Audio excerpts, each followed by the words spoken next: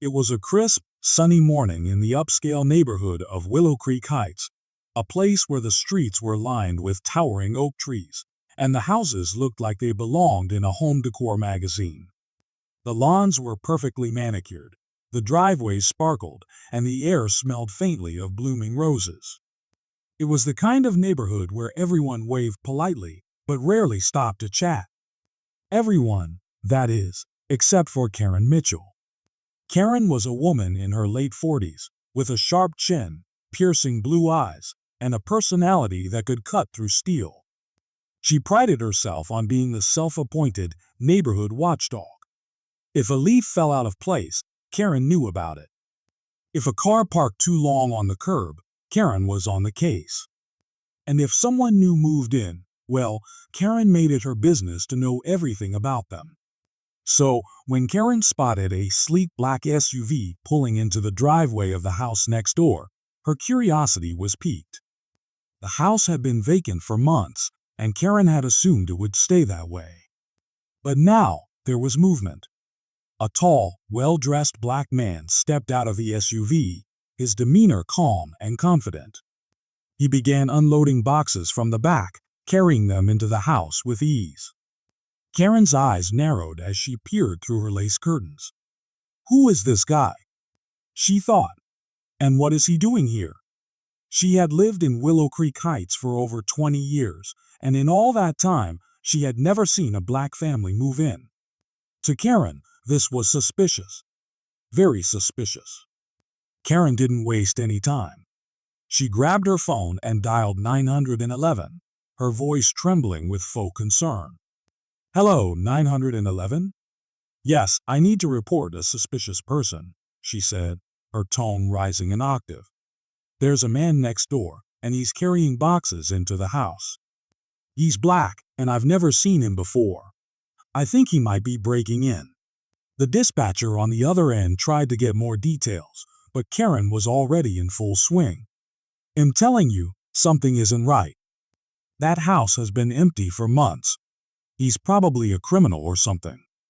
You need to send someone right away. The dispatcher sighed but followed protocol. Within minutes, 2 police cruisers pulled into the neighborhood, their lights flashing but sirens silent. Karen watched from her window, a smug smile spreading across her face. Let's see how he explains himself now, she thought. The officers stepped out of their cars, their hands resting on their belts as they approached the man. He was just coming back outside to grab another box when one of the officers called out, Sir, step away from the vehicle, please. The man turned, his expression calm but curious. He raised his hand slightly, showing he meant no harm. Can I help you, officers? He asked, his voice deep and steady. Karen couldn't resist. She marched out of her house, arms crossed, her face a mask of self-righteous indignation. Don't let him fool you, she told the cops. He's not supposed to be here. I've lived here for years, and I know for a fact that house wasn't sold to someone like him. The officers exchanged a glance before turning back to the man. Sir, can we see some identification, please? One of them asked. The man nodded, reaching into his pocket and pulling out his wallet. He handed over his ID, his movements slow and deliberate. The officer looked at the ID, and his eyes widened.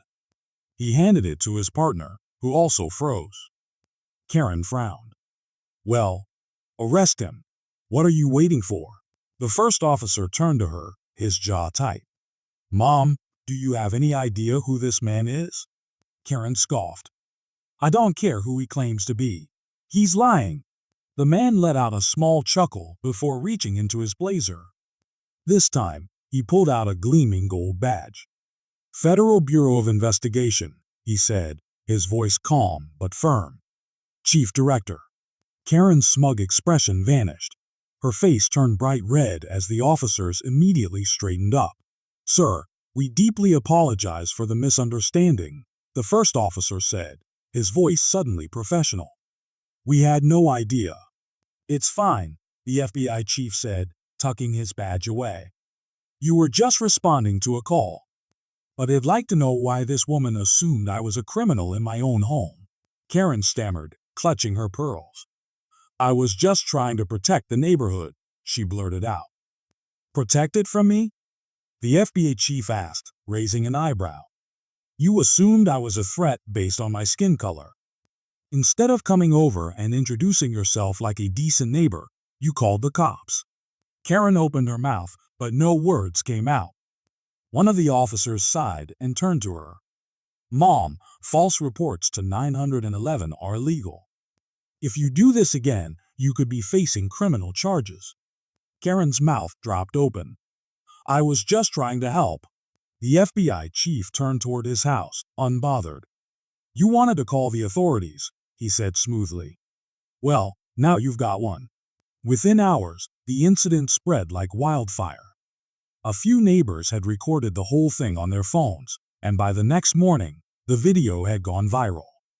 People in the community were furious.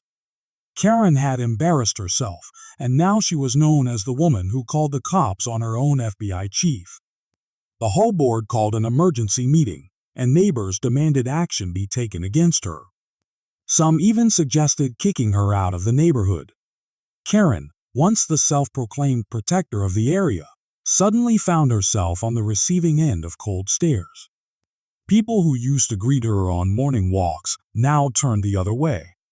Neighbors whispered when she walked by, and some even avoided her altogether. As for the FBI chief, he continued living his life unbothered.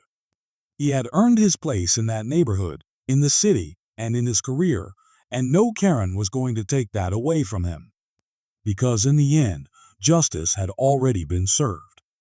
The story of Karen and the FBI chief spread far and wide, serving as a powerful reminder of the dangers of prejudice and the importance of humility. It taught people that assumptions based on race or appearance are not only wrong, but can also have serious consequences.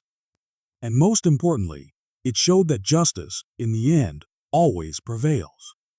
Subscribe for more stories like this. Please note this is not a real story, it's a work of fiction only for education and entertainment purposes.